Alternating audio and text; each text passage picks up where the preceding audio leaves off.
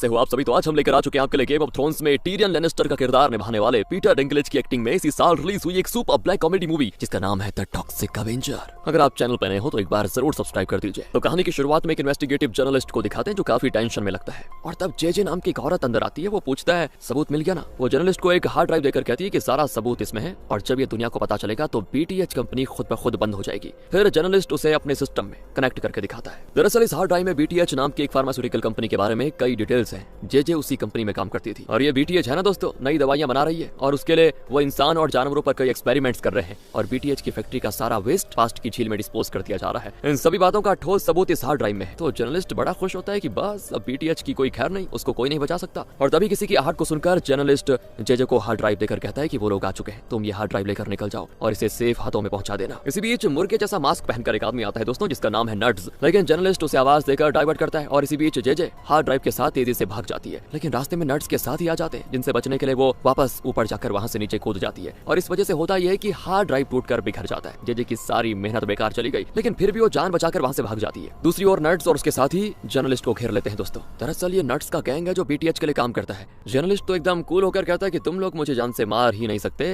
तो गैंग का तभी एक आदमी उसे शूट कर देता है, और वो बेचारा नीचे गिर जाता है। लेकिन कुछ ही सेकंड्स में वो दोबारा खड़ा होता है दोस्तों, और कहता है कि यार मैं कितनी बार बताऊं कि मैं मरने नहीं वाला। एक और आदमी उसको गन शूट करता है, लेकिन इस बार भी वो उड़ जाता है। तीसरी बार एक पावरफुल गन से शूट किया जाता है, तो जर्नलिस्ट विंडो ग्लास तोड़कर बाहर जा गिरता है और जेजे के पैरों के पास सीधे लैंड करता है। जेजे को लगता है कि वो मर चुका होगा, और वो भी वहां से भाग जाती है। लेकिन तब जर्नलिस्ट की आंखें हिलती है, मतलब वो मरा नहीं अभी भी। और यहाँ पे मूवी का टाइटल डालकर द टॉक्सिक अवेंजर शुरू होती है। एक एनिमेशन के जरिए दिखाया जाता है कि बीटीएच फार्मा नाम की कंपनी इंसान की जिंदगी बढ़ाने और उसे मौत से मुक्त करने के लिए किस किस तरह की रिसर्च कर रही है। वो ऐसी ही कोई दवा बनाकर माला माल होना चाहते हैं। और तो और दोस्तों, वो अपनी कंपनी के टॉक्सिक वेस्ट झील में डंप कर देते हैं, जिसकी वजह से झील के जीव जंतु मर चुके हैं। एक मुर्गी उस झील का पानी पीकर एकदम ज़ॉम्बी की तरह बन चुकी थी। लगता है उस जर्नलिस्ट पर भी इन लोगों ने कोई एक्सपेरिमेंट किया था, और शायद उसको यह दवा दी गई थी, इसीलिए इतनी सारी गोलियां लगने के बावजूद भी वो मरा नहीं, जिंदा है। अगले सीन में विंस्टन नाम के एक जेनेटर को दिखाते हैं जो बीटीएच कंपनी में साफ सफाई का काम करता है। यही है अपनी कहानी का हीरो दोस्तों। वो सुबह उठता है तो टीवी पर बीटीएच कंपनी का एड चल रहा होता है। वो उठकर अपना मस्त तैयार होता है और अपने बेटे जेड के लिए ब्रेड टोस्ट करने लग जाता है। दरअसल विंस्टन ने जेड की मां से शादी की थी, यानी विंस्टन जेड का स्टेप फादर है। लेकिन जेड की मां कैंसर से पीड़ित हुई और रिसेंटली मर चुकी थी। इसी वजह से अब जेड विंस्टन के साथ रहता है। विंस्टन ने बहुत कर्ज लिया हुआ है दोस्तों, और उसे पैसों की काफी तंगी भी है। बैंक से उसे कई नोट्स आए होते हैं जिन्हें जेड उठाता है, लेकिन विंस्टन उनको चीर कर कहता है कि तुम पहले बेटा नाश्ता करो। वैसे जेड को विंस्टन से उतना लगाव तो नहीं है दोस्तों, लेकिन विंस्टन उसको अपना ही बेटा मानता है। फिर दोनों अपना बाहर जाते हैं, और घर के पास एक डिपार्टमेंटल स्टोर होता है जिसको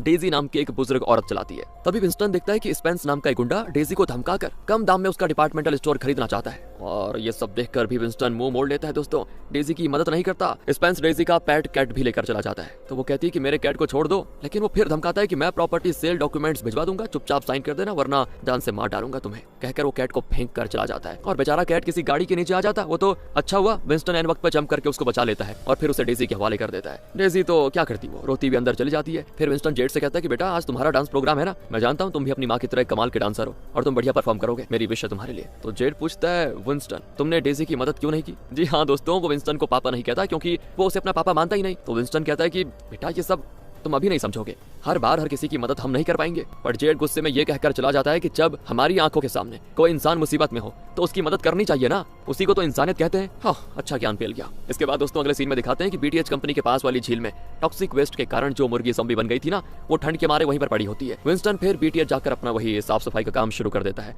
और तब उसे हॉस्पिटल से कॉल आता है जहां विंस्टन ने अपने सर दर्द का इलाज करवाया था। उसके सर का स्कैन लिया गया था, और उसी का रिपोर्ट डिस्कस करने के लिए डॉक्टर ने उसे बुलाया होता है। विंस्टन भी वहां जाता है, और डॉक्टर उसे रिपोर्ट देते हुए ये बताता है कि देखो तुम्हें ब्रेन ट्यूमर है, लेकिन इसका इलाज जरूर है। एक दवा है जो तुम्हारी हालात में सुधार लेके आ सकती है, लेकिन ये ट्रीटमेंट बहुत ही एक्सपेंसिव होगा। वैसे तुम खुद बीटीएच के लिए काम करते हो ना, तुम्हें तो कंपनी की तरफ से मेडिकल इंश्योरेंस भी दिया गया होगा। तुम इंश्योरेंस का इस्तेमाल करके वो ट्रीटमेंट ले लोगे तो तुम्हारी जान बच सकती है, वरना तुम 6 महीने से ज्यादा जिंदा नहीं रह पाओगे। ये सारी बातें सुनने के बाद विंस्टन तुरंत निकल जाता है वहां से, और इंश्योरेंस कंपनी को कॉल करता है। लेकिन वो बता दें कि बीटीएच कंपनी ने तुम्हारे लिए जिस कैटेगरी का इंश्योरेंस लिया है उसमें ये ब्रेन कैंसर कवर नहीं होता। विंस्टन टूट जाता है दोस्तों एकदम से, यार ये क्या है। दूसरी ओर बीटीएच का ओनर जिसका नाम बॉब है, वो अपनी बॉडी में एक बंदर का खून चढ़ा रहा होता है। दरअसल वो अपनी कंपनी में किए जाने वाले कई एक्सपेरिमेंट्स को खुद पर भी टेस्ट करता है और वो अपनी मौत को टालने के लिए हर कोशिश करता है। और उसके साथ उसका ये असिस्टेंट लिजी भी है। बॉब का वैसे एक भाई भी है जिसका नाम है मार्को। बॉब जो हुक्म देता है ना दोस्तों, उसे मार्को अपने आदमियों के जरिए पूरा करवाता है। फिर मार्को उन्हें बताता है कि हमने उस जर्नलिस्ट को खत्म कर दिया, लेकिन वो जेजे भाग निकली। बॉब को बड़ा गुस्सा आता है और वो हुक्म देता है कि जेजे को किसी भी हाल में जिंदा मत छोड़ो,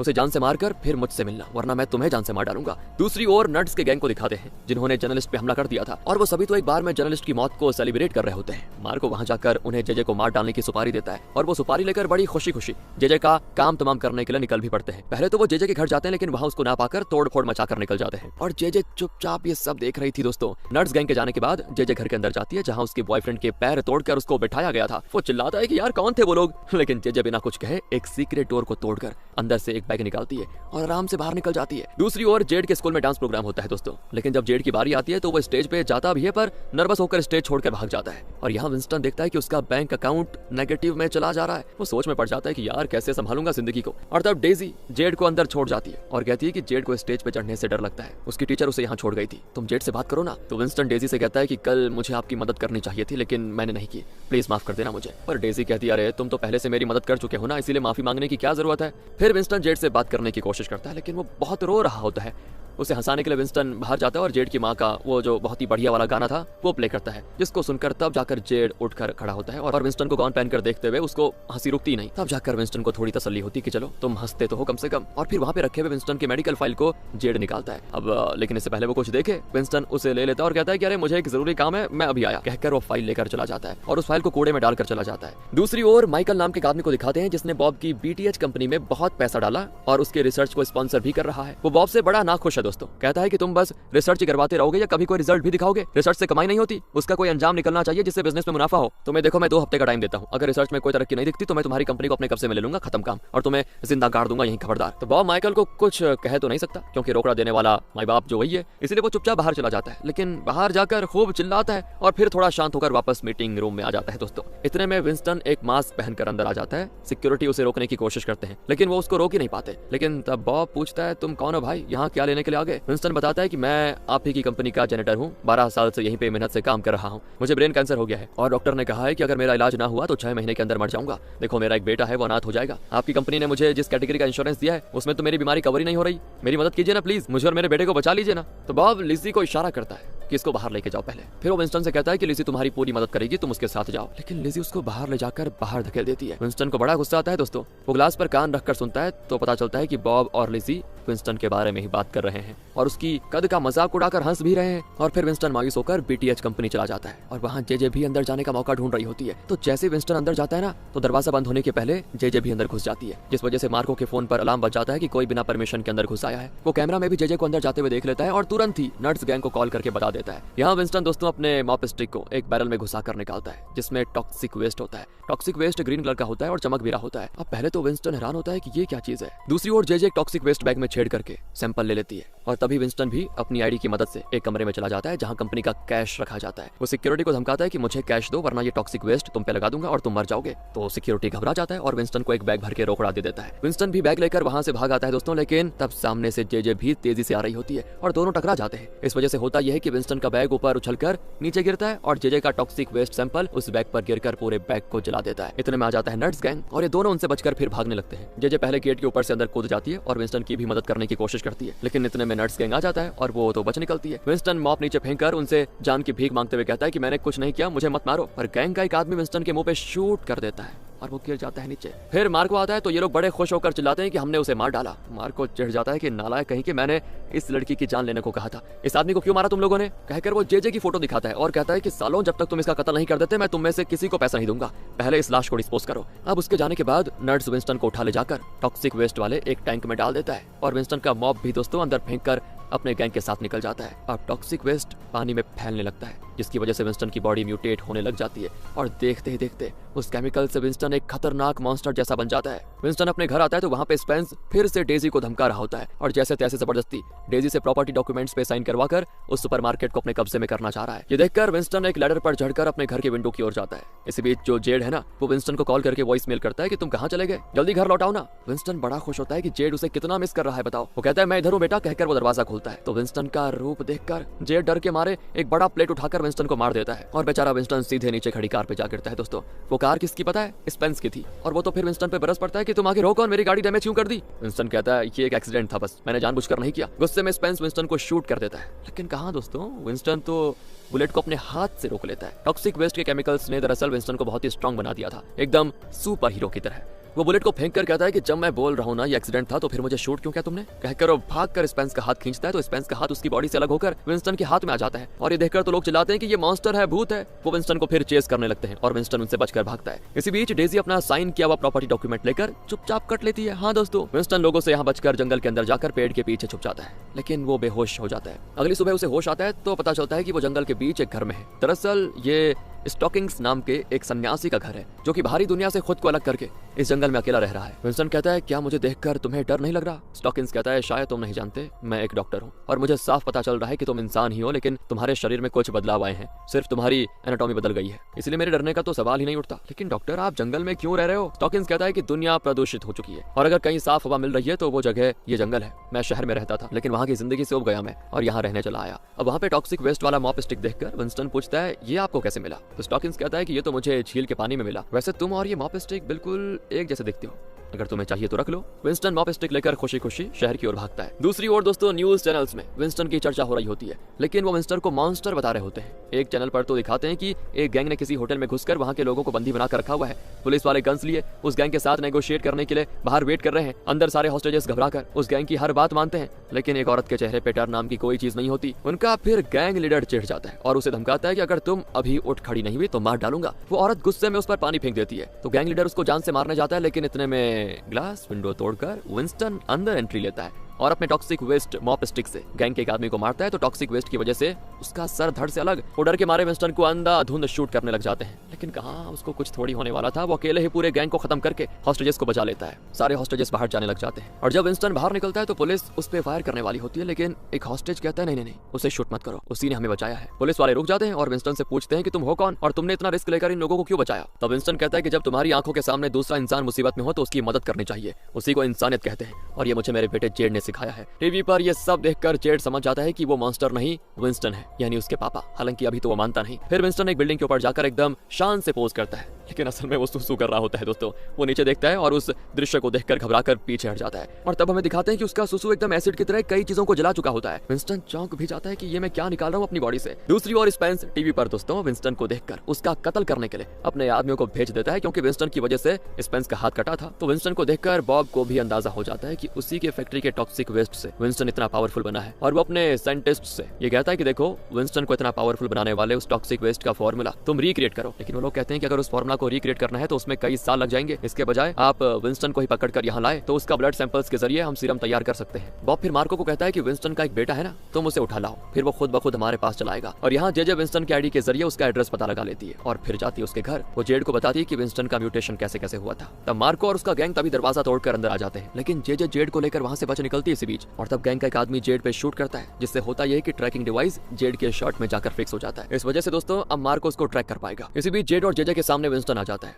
और वो जेड से कहता है कि बेटा तुम इसके साथ कहाँ जा रहे हो? जेड कहता है मेरी छोड़ो, तुम कहाँ चले गए थे? तो विंस्टन कहता है कि मुझे ब्रेन कैंसर है बेटा और उसके ट्रीटमेंट के लिए मैं रोकड़ा चुराने गया हुआ था और वहाँ मेरे ऊपर कोई टॉक्सिक वेस्ट लगा और मुझ में बहुत बदलाव आ गया। तो जेड को बड़ा गुस्सा आता है कि माँ ने भी अपनी बीमारी मुझसे छुपाई, आखिर तक मुझे नहीं बताया कि उनको कैंसर था। उनके मरने के बाद मुझे बताया क्या? बताओ, अरे तुम भी मेरे साथ वही धोखाधड़ी कर रहे हो। लेकिन तब एक आदमी विंस्टन को शूट कर देता है और जेजे जेड को लेकर वहां से बच निकलती है। दरअसल दोस्तों स्पेंस के भेजे हुए आदमियों में से किसी एक ने विंस्टन को शूट कर दिया था और विंस्टन धीरे से अपना मॉप स्टिक हाथ में ले लेता है। वो मरा है या नहीं ये देखने के लिए वो आदमी पास आता है तो विंस्टन उसके पेट में वो स्टिक घुसेड़ देता है, जिसकी वजह से उसका पेट एकदम फटकर बाहर निकलता है। बाकी लोग एकदम शॉक में होते हैं और विंस्टन फिर बच निकलता है। दूसरी ओर मार्को के आदमी ट्रैकर के जरिए जेड का पता लगा लेते हैं और जेजे को शूट करके उसको उठा लेके जाते हैं। दूसरी ओर स्पेंस के आदमी विंस्टन को चेस करने में लगे हुए हैं, लेकिन विंस्टन एक जगह छुपकर उनके गैंग के आदमी को पकड़कर खींच लेता है, फिर उसका कत्ल करके उसको एक दीवार के पास खड़ा करता है और दूसरे आदमी से कहता है यार वो यहाँ है यहाँ। इस तरह वो मरे हुए आदमी की आवाज में बोलकर उसके साथी को भी अपने पास बुलाकर उसका भी खात्मा कर देता है। एक एक करके इसी तरह वो पूरे गैंग को खत्म कर देता है। दोस्तों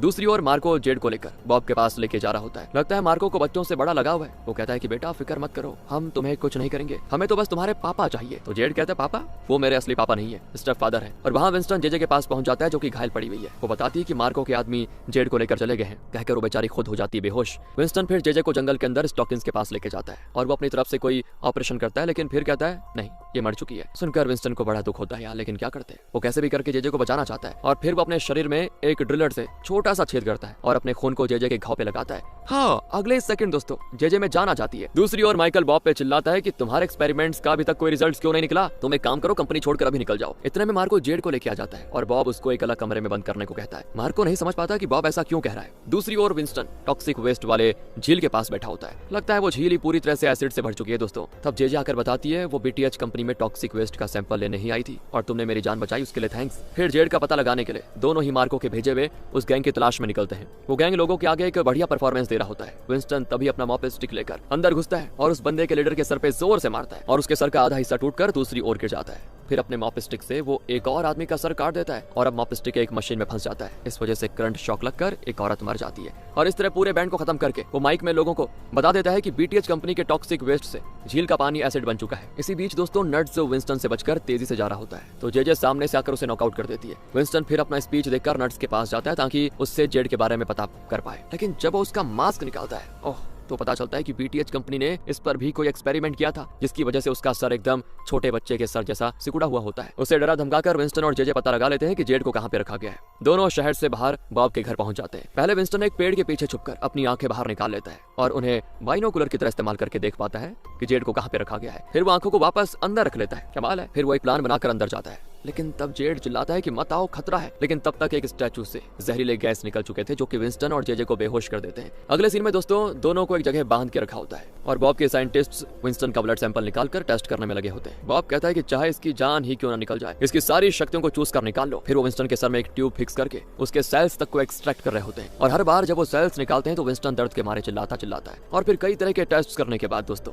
साइंटिस्ट इस नतीजे पर पहुंच जाते हैं कि विंस्टन के अंदर जो शक्तियां हैं वो उसके ब्लड या सेल्स के जरिए बाहर नहीं निकाली जा सकती। और फिर माइकल आकर टीवी ऑन करता है। विंस्टन ने कुछ हॉस्टेजेस को एक गैंग से बचाया था, उसी का न्यूज चल रहा होता है जिसमें बताते हैं कि बीटीएच कंपनी के टॉक्सिक वेस्ट से झील टॉक्सिक हो गई है और अब उसमें पानी के बजाय एसिड है। उसी की वजह से लोग म्यूटेट हो रहे हैं। और फिर माइकल बॉब पे भड़क जाता है कि अपनी कंपनी के सीक्रेट्स लीक कैसे हो गए। उसके ताने दोस्तों बॉब से सहे नहीं जाते और वो गुस्से में एक बोतल में रखे हुए विंस्टन के सेल्स और सीरम वगैरह पी जाता है। अगले ही सेकंड उसकी आंखें हो जाती हैं ग्रीन और वो धीरे धीरे म्यूटेट हो जाता है। उसका अजीब बर्ताव देखकर माइकल पूछता है ये तुम्हें क्या हो गया। बॉब कहता है कि तुम्हें रिजल्ट चाहिए थे ना, ये देखो ये है रिजल्ट। कहकर वो तेजी से माइकल की ओर भागता है और माइकल के आदमी उसे शूट करते हैं, लेकिन बॉब सभी को बेरहमी से मार देता है। तब लिसी अंदर आती है और उसको अंदाजा हो जाता है कि सीरम पीकर बॉब बड़ा खतरनाक मॉन्स्टर बन चुका है। वो खुद भी उसकी तरह शक्तिशाली बनने की ख्वाहिश में बॉटल में बची हुई सीरम की 2-3 बूंदे अपने मुंह में डाल देती है और वो खुद भी दोस्तों एक मॉन्स्टर बन जाती है, लेकिन उसका रूप घिनौना बहुत ज्यादा जो उसको अच्छा नहीं लगता। फिर वो साइंटिस्ट से कहती है कि मुझे फिर से नॉर्मल बनाने के लिए कोई एंटीडोट बनाकर दो ना। और फिर वो मार्को से कहती है कि जेड को जान से मार डालो। मार्को कहता है क्यों मारे, वो छोटा बच्चा है। तो लिजी गुस्से में मार्को को पूरी तरह पीट कर खुद जेड की जान लेने के लिए जाती है और यहाँ जेजे विंस्टन को जगाकर कहती है कि वो लोग जेड की जान लेने वाले हैं, तुम जाकर बचाओ उसको। विंस्टन फिर गुस्से में अपनी जंजीरें तोड़ने की कोशिश करता है, लेकिन वो काफी मजबूत होती है। और तब विंस्टन को एक आइडिया आता है और वो जेजे से कहता है कि सुनो थोड़ी देर के लिए अपनी आंखें बंद कर दो। कहकर वो अपना